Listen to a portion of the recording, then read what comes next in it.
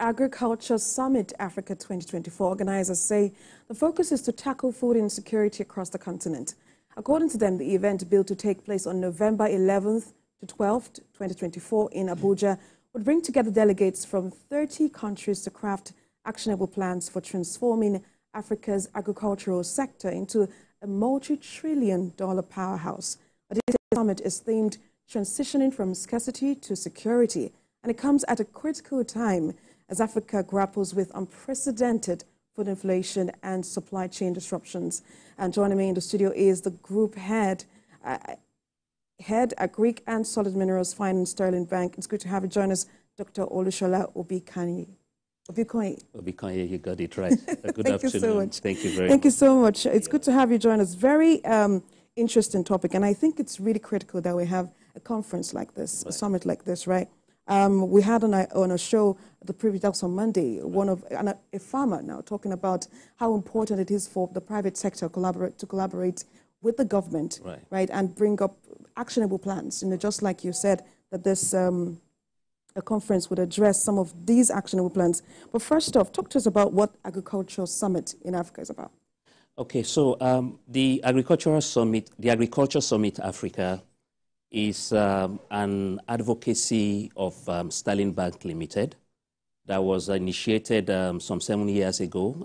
This year we are in our 7th edition to bring together stakeholders across the agricultural sector and related stakeholder sectors to address issues that will to look at issues that will address the current challenges that we have in the African agricultural sector, and more important, to provide solutions to them. So the last 7 years has witnessed a very robust convergence of stakeholders, industry players, policymakers, private sector participants, and of course, those that are at the base of the pyramid, all across board, converging at some event or the venue or the other, just to address the issues that, should I use the word, bedevil the agriculture sector? And there are a couple of them. There are quite a number of them, and of course, begin to now provide solutions for them. I think over time, since the last 7 years, the Agriculture Summit Africa, powered by Sterling, has garnered a brand presence of its own, now that the reputation is out there as the summit or the advocacy that drives very, very decisively, not just issues that we confront boldly. Some of these issues, some people will not want to talk about them, but we will need to come and talk about them. But a little beyond that, fashion out actionable steps. And I think outcomes from these particular events in the last years had been adopted by policymakers or even private sector participants in their progress template. So it's a really important part and a really important member of the African agricultural community. That's the Agriculture Summit Africa.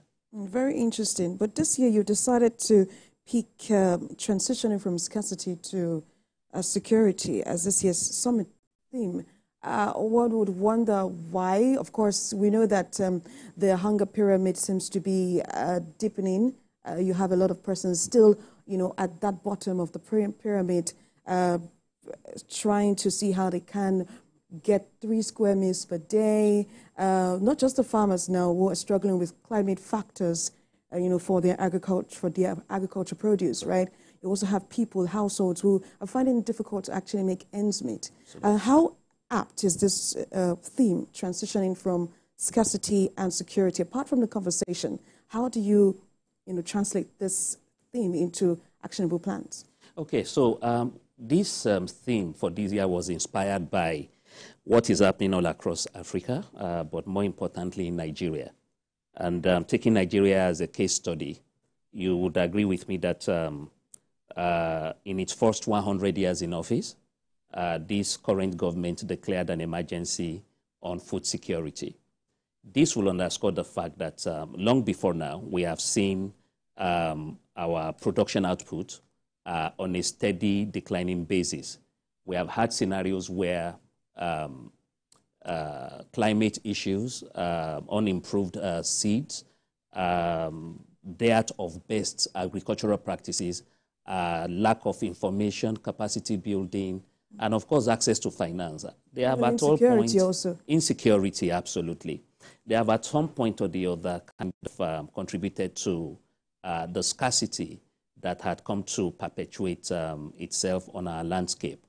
And it is not just on Nigeria, like I said, across sub-Saharan Africa, we are commonly denominated by these factors, and therefore the issue of food scarcity is a clear and present problem. And we know that food security is national security.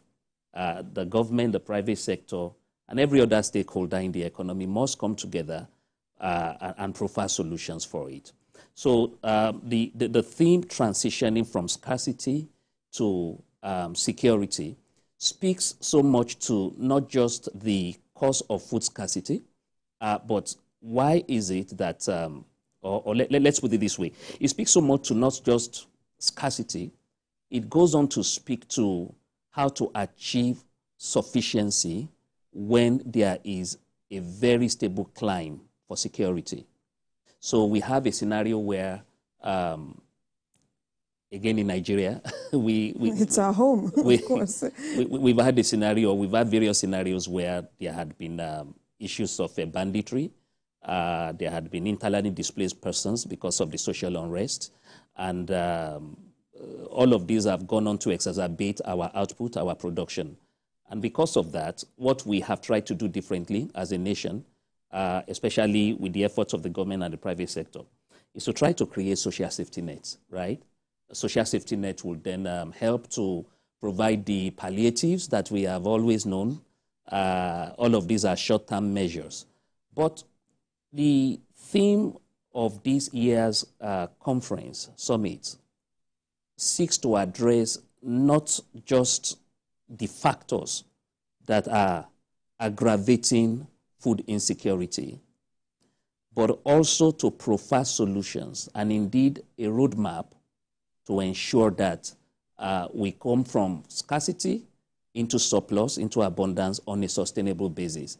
So if there's any time to talk about this, I think it is now, not just in Nigeria, but also in sub-Saharan Africa. I mean, if you go around Africa, you will understand how significant food inflation had become, like I said, by some factors that are commonly denominated among the African countries. But that brings us to the question of how cross-border collaborations would help in addressing food scarcity challenges we're currently facing on the continent. So, well, I've always loved to see it this way. Africa is a unique continent that is nearly monolithic in outlook. I believe that most of the boundaries or the lines that we see across the various nations are so superficial. I said where, but I think it is still clear that they are so superficial, drawn by the colonial regimes and all. Those days, there's a very thin line between Nigeria and Cameroon, as there will be a thin line between Togo and Ghana, for example.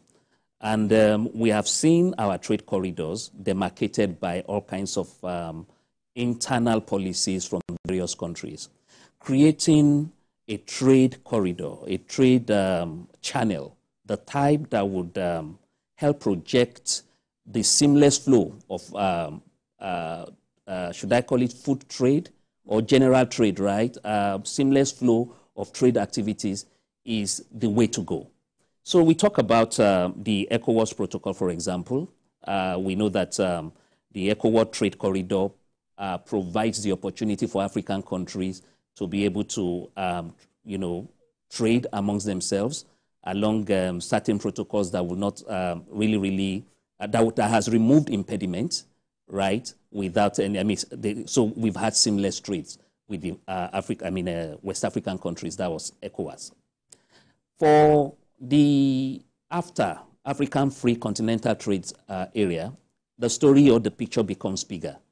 Now, what that seeks to do is to also bring out in a very clear and unambiguous manner how Africa can trade with little or no barrier, how we can entwine our supply chain management system in such a manner that where you have food surplus, you'll be able to transfer or move move commodities from places of surplus to places of scarcity, irrespective of where in the continent it is.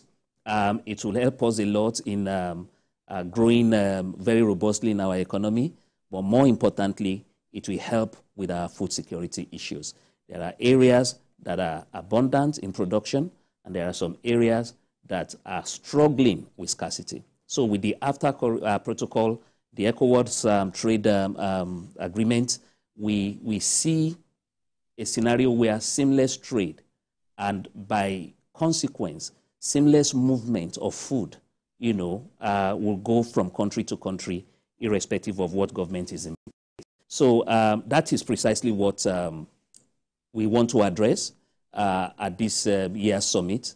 We will be looking very critically at an update, a progress report on how far we have gone with AfTA. Because it's 7 years now. It's 7 years. And, for the conference, of course. So it's good that you're able to assess how far you've gone with the conference, with the summit, particularly some of the policies you've railed out at the end of the summit. Absolutely. Now, this is the 7th year. Can you share specific ways the bank is supporting farmers? Like, I'm very interested in that because it's not just about really now policies and policy statements, Absolutely. right? But what are you doing to help farmers and agribusinesses to enhance food security? Thank you very much. The last, a little over a decade ago, when Sterling Bank decided to put in a direct focus on the agricultural sector, we came in at a point where it was not fashionable for commercial banks in Nigeria to engage the agricultural sector. And we are quite convinced that the sector that engages the quantum, the predominant number of its people, is that sector that will lead that country to winning ways, economically speaking. And that sector happens to be agriculture. Agriculture employs 60% of our population in Nigeria, and it is a contributor to about 25% of our national GDP. But then we are largely agrarian.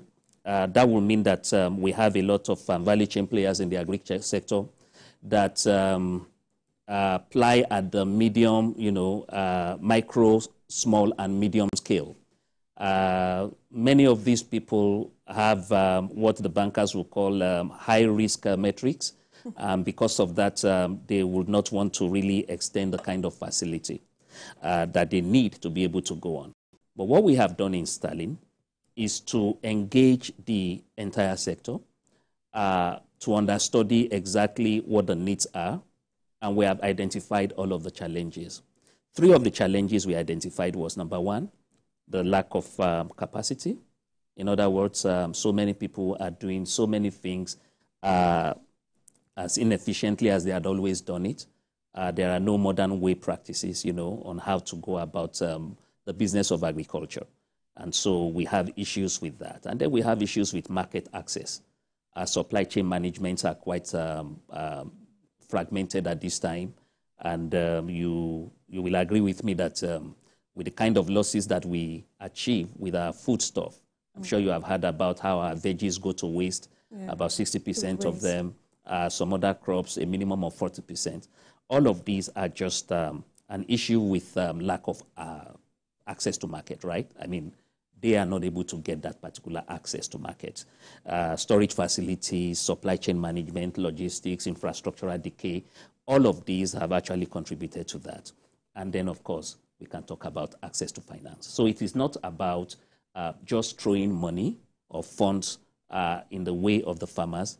It is about making sure that they are quite capacitated, well-trained to be able to engage the market with the produce that they are bringing out, and then they are robustly supported by the banks. We looked at this in Sterling, and we came up with bespoke solutions, products that addresses the MSMEs. For example, Sterling Bank is into partnership with a development partner, with a development partner who has given us some funds that we have been able to blend. And with this particular blending, we were able to come up with a 9% single-digit interest rate facility I think that it is quite unique in an ambience where the average interest rate right now is at 36% per annum or so. So we have that for them. So far, we've been able to engage over 120,000 smallholder farmers. And it has had some ripple effect over, and when I say ripple effect, indirect impact, over some 3 million people who work in that ecosystem. And we continue to create products that ensures that they have access to finance, but not just that, they are able to sort their supply chain issues.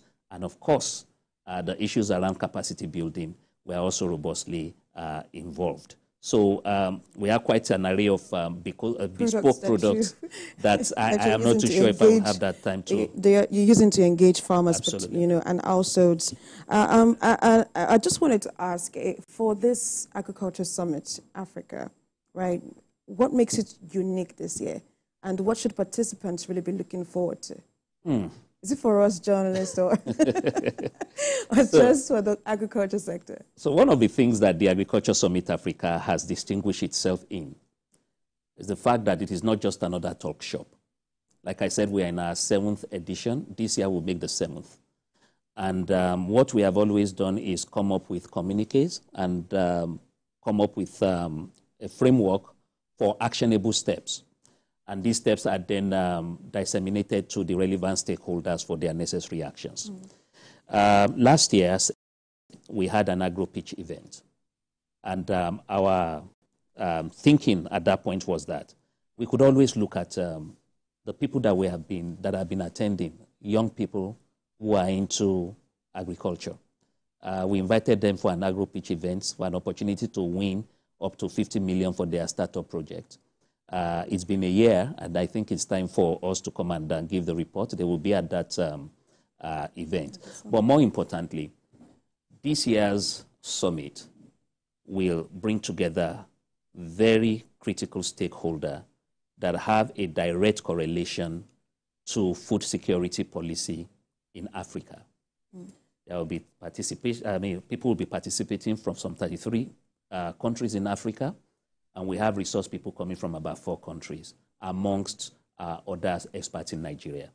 By the end of that summit, we will come up with an actionable framework that will provide a roadmap on how to transition from scarcity to sustainable food security. So this year's own will be more of action, something that we will put in the public space for tracking. So we look forward with excitement to this particular summit that is coming up next week because it promises to be a very impactful one and the type that will give us or commit into our hands a template that stakeholders like policymakers, private sector practitioners, industry players can adopt to be able to meander or to find our way out of our current quagmire of insecurity to security. I'm personally looking forward to that summit because I'm looking forward to networking with some of those other African countries that will be at the summit. Group Head, Agric and Solid Minerals Finance, Sterling Bank, Dr. Olushola Obikoye. Thank you so much for joining us in Business Nigeria. Thank you.